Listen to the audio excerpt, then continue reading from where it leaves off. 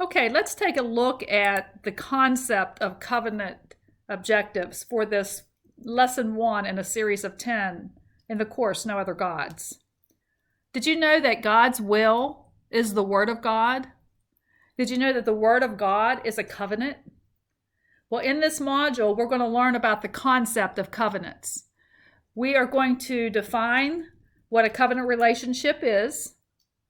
We're going to understand the words in the Bible that are Hebrew and the words that are Greek, and how to look up and interpret those word meanings in the Bible. It's important to understand what the Bible is really saying, as we know how to look up and study those words. You know, we're told to study to show yourself approved.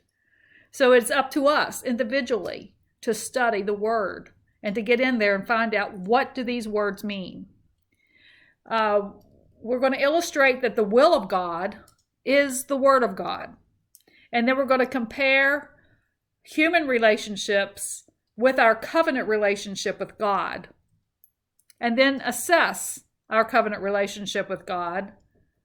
And then a choice will be made, presented. Do you want to have, or do you have, a covenant relationship with God?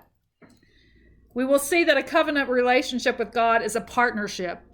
It's binding. It's a legal agreement established between two parties.